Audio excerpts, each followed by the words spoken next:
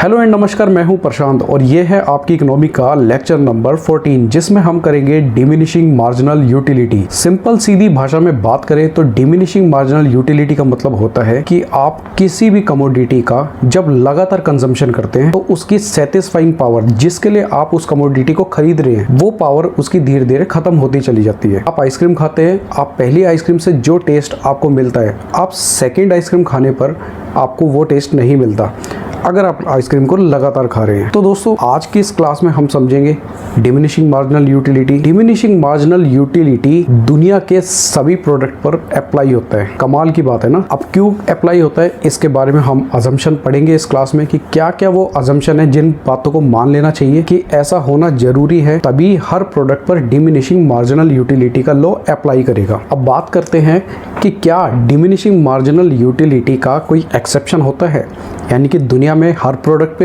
ये अप्लाई होता है, लेकिन क्या कुछ ऐसे प्रोडक्ट्स भी है जिन पर ये अप्लाई नहीं होता। तो एक्सेप्शन के बारे में भी पढ़ेंगे हम इस क्लास के अंदर। जैसे अगर मैं कुछ एक्सेप्शन की बात करूं तो कंजूस लोगों के ऊपर ये लॉ अप्लाई नहीं होता, क्योंकि कंजूस लोग क्या करते हैं, पैसा बचाते रहते हैं। वो जितना पैसा बचाते हैं उनकी मार्जिनल यूटिलिटी पैसे की बढ़ती चली जाती है। वो पैसे से बोर होने की बजाय पैसे की तरफ और ज़्यादा अट्रैक्टिव होते हैं। एक ड्रंक पर्सन के ऊपर मार्जिनल यूटिलिटी अप्लाई नहीं होती क्योंकि उसको अपने अच्छे बुरे की नॉलेज नहीं होती। इसी तरीके से पावर पर भी हमारी मार्जिनल यूटिलिटी अप्लाई नहीं होती, क्योंकि जिस इंसान के पास पावर आ जाती है वो पावर का भूखा हो जाता है और वो चाहता है कि उसे ज़्यादा से ज़्यादा पावर मिले। तो आज इस कॉन्सेप्ट को हम कंप्लीटली डीप में समझेंगे। तो चलिए शुरू करते हैं आज का lecture number 14, concept number 3, diminishing marginal utility. जैसे मैंने आपको इंट्रो में समझाया, डिमिनिशिंग मार्जिनल यूटिलिटी का मतलब होता है कि जैसे जैसे आप किसी एक कमोडिटी का ज़्यादा से ज़्यादा कंजम्पशन करते हैं उस कमोडिटी की सेटिस्फाइंग पावर कम होती चली जाती है। तो ये बात किसने बताई हमको? The law of diminishing marginal utility से that the marginal utility from each additional unit decline as consumption increases. ये बात 1890 में एक जर्मन इकोनॉमिस्ट थे जिनका नाम था H.H. गोसन। उन्होंने एल्फ्रेड मार्शल के साथ डिस्कस करके प्रिंसिपल ऑफ इकोनॉमिक में इसको छापा था, जिसे बोला जाता है गोसन्स फर्स्ट लॉ ऑफ कंजम्पशन। इस लॉ को हम फंडामेंटल लॉ ऑफ सेटिस्फेक्शन भी बोलते हैं और फंडामेंटल साइकोलॉजी लॉ भी बोलते हैं। तो ये था आपका डिमिनिशिंग मार्जिनल यूटिलिटी। अब हम समझेंगे कि ये डिमिनिशिंग मार्जिनल यूटिलिटी की अजम्पशन क्या है। देखिए दोस्तों, एक शब्द में अगर मैं कहूँ तो डिमिनिशिंग मार्जिनल यूटिलिटी दुनिया के हर प्रोडक्ट पे अप्लाई होता है। क्या ये हर इंसान पे भी अप्लाई होता है? तो इसके बारे में हम छोटी छोटी बातें समझेंगे। इसकी अजम्पशन बताएगी कि क्या ये सचमुच दुनिया के हर प्रोडक्ट पर लागू होता है। क्या दुनिया का हर प्रोडक्ट, चाहे वो छोटा है या बड़ा है, उसके लगातार कंजम्पशन करने से उसकी यूटिलिटी खत्म हो जाती है? तो देखिए लिखेंगे हम assumption of law of diminishing marginal utility.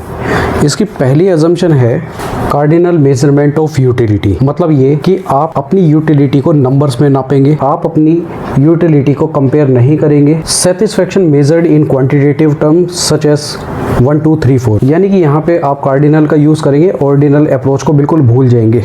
Number 2 है कंटिन्यूस कंजम्पशन। कंटिन्यूस कंजम्पशन का मतलब होता है कि अगर आपको प्यास लगी है, आप लगातार 2 गिलास 3 गिलास 4 गिलास पानी पीजिए, तब उसको माना जाएगा कंटिन्यूस कंजम्पशन। मान के चलिए आपको प्यास लगी है और आप आधे घंटे या 1 घंटे बाद एक गिलास पानी पीते हैं, तो उस पे डिमिनिशिंग मार्जिनल यूटिलिटी का लॉ अप्लाई नहीं होगा। Consumption done on continuous basis, there is no time gap between the consumption of 2 unit of commodity. Number 3 है स्टैंडर्ड क्वांटिटी। स्टैंडर्ड क्वांटिटी का मतलब होता है, मान के चलिए आपको बहुत जोर से प्यास लगी है और आप पानी पीना चाहते हैं, तो पानी आप एक ग्लास से पिएंगे, ना कि एक स्पून से। अगर आप ग्लास से लगातार पानी पीते हैं तब आपको डिमिनिशिंग मार्जिनल यूटिलिटी का लॉ अप्लाई होगा। अगर आप स्पून से या बहुत ज़्यादा छोटी क्वांटिटी से पीते तो डिमिनिशिंग मार्जिनल यूटिलिटी का लॉ अप्लाई नहीं होगा। Only standard unit of the commodity are consumed like a cup of tea, not a spoon of T.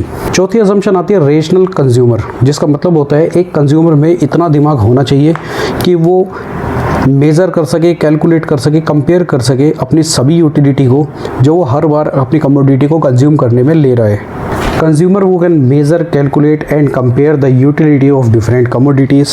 Drunkard, miser, not assumed to be rational man. दोस्तों, एक पियक्कड़ है जो दारू P रहा है, उसको हर जो नए गिलास दारू का पिएगा उसकी मार्जिनल यूटिलिटी बढ़ती जाएगी। अब ऐसे में क्या ये लॉ अप्लाई नहीं होता ड्रंकर्ड के पास?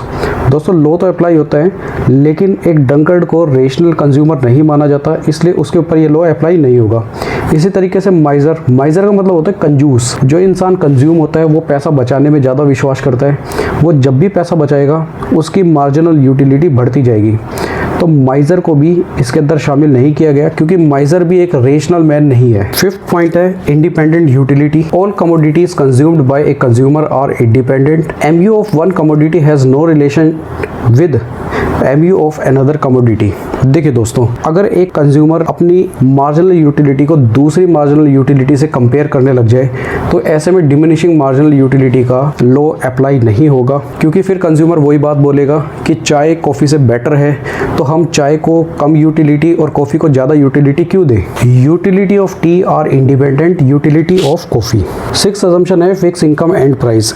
इसका मतलब होता है जब किसी कमोडिटी के प्राइस गिरते हैं और कंज्यूमर की इनकम इंक्रीज हो जाती है, तो कंज्यूमर ज़्यादा से ज़्यादा कमोडिटी खरीदते हैं, फिर उस पर डिमिनिशिंग मार्जिनल यूटिलिटी का इफेक्ट नहीं पड़ता। इफ द प्राइस डिक्रीज और income increases, then the consumer will buy more of the commodity. If the price of substitute falls, the consumer will buy more quantity of commodity. So income of the consumer and price of goods remain fix. तो एक 7 point of लिखेंगे perfect knowledge. Perfect knowledge का मतलब है consumer में rational mind होना चाहिए, उसे अपने अच्छे बुरे का अनुमान होना चाहिए। तो दोस्तों, जब ये सभी अजम्पशन अपना अपना काम करती है, तभी ये रूल अप्लाई होगा। The marginal utility of each additional unit decline as consumption increase. तो दोस्तों, अब मैं आपको बताऊंगा कि डिमिनिशिंग मार्जिनल यूटिलिटी के एक्सेप्शन क्या होते हैं, किन किन चीज़ों पे ये अप्लाई नहीं होती। पहला आएगा hobbies. Hobbies diminishing marginal utility का एक एक्सेप्शन है। हॉबीज के बारे में बोला जाता है, in certain hobbies like the collection of various stamp and coin, rare painting, music, reading it etcetera, the law does not hold true because every additional increase in stock gives more pleasure. देखिए दोस्तों, जब चीज़ जो commodity आप use कर रहे हैं अगर वो रेयर है, तो आपको भी पता है कि वो कमोडिटी आपको बहुत ज़्यादा मिलने वाली नहीं है, तो जितनी ज़्यादा वो आपको मिलती है उतनी ज़्यादा आपकी मार्जिनल यूटिलिटी इंक्रीज होती है। अब आप कंपेयर करेंगे एप्पल को पुराने कॉइन्स से, तो पुराने कॉइन्स आपको लिमिटेड मिलेंगे, एप्पल्स आपको अनलिमिटेड मिलेंगे, इसलिए एप्पल पर डिमिनिशिंग मार्जिनल यूटिलिटी अप्लाई हो जाती है, लेकिन रेयर पेंटिंग, म्यूजिक, इस तरह की चीज़ों पर अप्लाई नहीं होती। नंबर 2 लिखेंगे माइजर। माइजर का मतलब होता है कंजूस, यानी कि जो कंजूस होता है ना, उसको हर एडिशनल रुपी ज़्यादा से ज़्यादा सेटिस्फेक्शन देता है, इसलिए उसकी मार्जिनल यूटिलिटी जो मनी की होती है वो इंक्रीज होती जाती है। जैसे जैसे उसके पास मनी आता जाता है वैसे वैसे वो इंक्रीज होती चली जाती है। तो ऐसा माना जाता है कि माइजर एक रेशनल डिसीजन नहीं ले सकता, तो ये लो माइजर पे अप्लाई नहीं होगा, इसलिए हम माइजर को इसमें इग्नोर कर देते हैं। नंबर 3 है एडिक्शन। एडिक्शन का मतलब होता है जो इंसान नशा करता है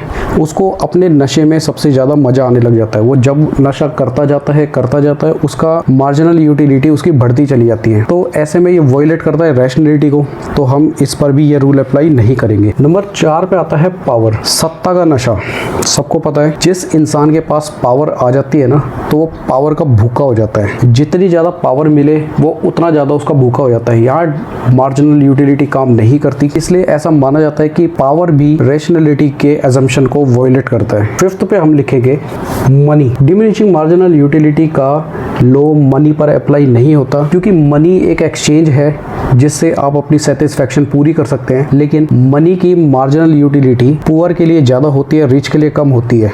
तो एक तरीके से इनको रियल एक्सेप्शन नहीं माना जाता, आप एक्सेप्शन में इन सभी को दिखा सकते हैं। तो दोस्तों, आज के क्लास में हम यहीं तक करेंगे। नेक्स्ट क्लास में हम अगला कॉन्सेप्ट करेंगे, तो मिलेंगे हम नेक्स्ट क्लास में, करेंगे कंज्यूमर इक्विलिब्रियम, नया कॉन्सेप्ट। मिलेंगे दोस्तों नेक्स्ट क्लास में। खुश रहिए, पढ़ते रहिए, बढ़ते रहिए। This is Prashant Kumar, sign of.